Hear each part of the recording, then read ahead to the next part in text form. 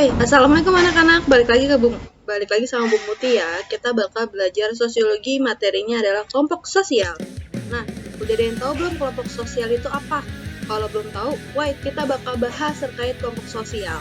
Nah, kelompok sosial itu adalah suatu kumpulan orang yang punya hubungan dan saling berinteraksi satu sama lain dan dapat mengakibatkan tumbuhnya perasaan bersama. So, kelompok sosial itu lebih dari 2 orang ya anak-anak. Kalau sendiri nggak ada namanya. Kalau sendiri namanya jomblo, oke? Kasian deh kalau jomblo.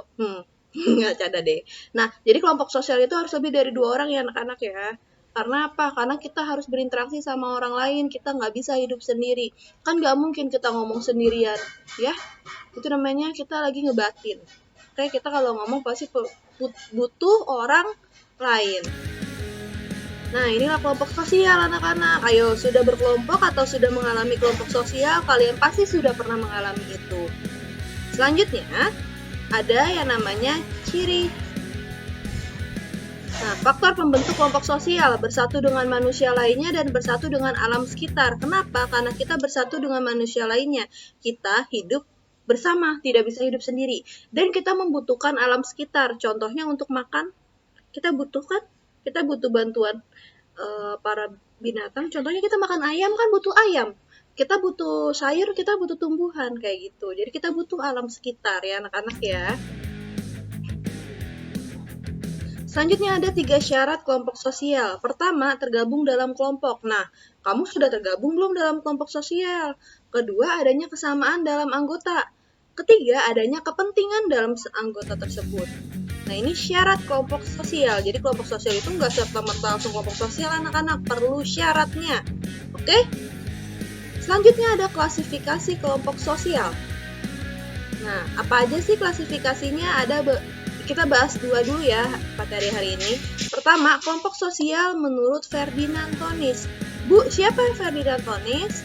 Bisa dicari di internet ya, Ferdinand Tonis itu siapa. Pertama ada Gemeinschaft, paguyuban, merupakan kelompok sosial yang memiliki ikatan batin murni, bersifat alamiah dan kekal, contohnya keluarga.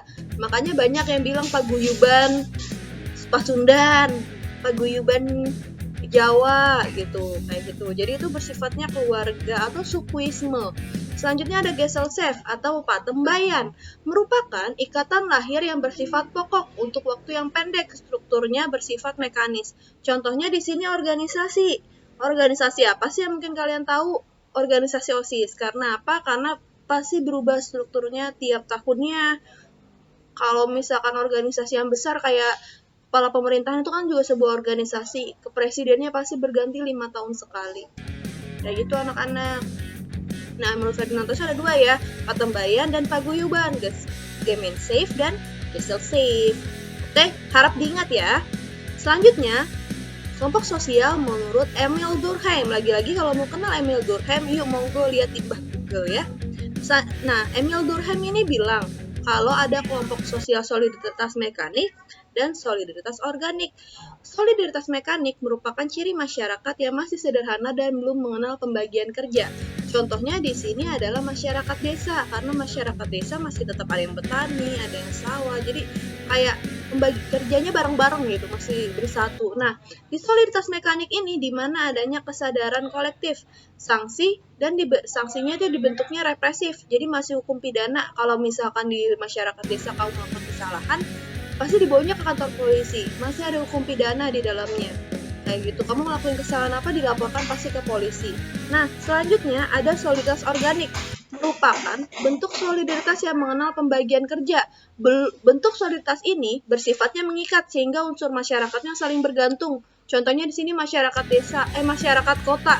Karena apa? Di masyarakat kota kan udah banyak pekerjaannya. Contoh ada polisi, ada pekerja kantoran, ada guru, ada dokter, kan saling bersatu gitu. Jadi masyarakat kota sudah punya pembagian kerjanya masing-masing, sudah dibagi masing-masing kerjanya seperti apa. Nah, hukuman di masyarakat kota ini sifat sanksinya restitutif, artinya di mana pelanggar harus membayar ganti rugi kepada yang dirugikan untuk mengembalikan keseimbangan yang telah ia langgar. Contohnya, kalau di masyarakat kota kan suka ada yang kita nggak, kalau di perjalanan kita kan kadang ada yang menabrak, ada tabrakan kan. Kalau ada tabrakan itu biasanya kan kalau kita nyenggol motor atau nyenggol mobil, pasti kita akan ditanya apa? Ganti ruginya dulu atau pasti ada bahasnya ganti rugi dan pidana. Kalau misalkan di masyarakat desa hukum pidana langsung, tapi kalau ini bisa ganti rugi dulu, bisa langsung pidana kayak gitu. Jadi masyarakat kota itu udah mengenal namanya, oh saya rugi nih, kamu harus ganti rugi ke saya, seperti itu. Itu masyarakat kota ya. Nah, kamu masyarakat desa apa kota? Ayo jawab. Kayak gitu ya anak-anak ya, materi kita hanya sampai di sini aja. Enjoy your moment, see you next week. Bye anak-anak, assalamualaikum.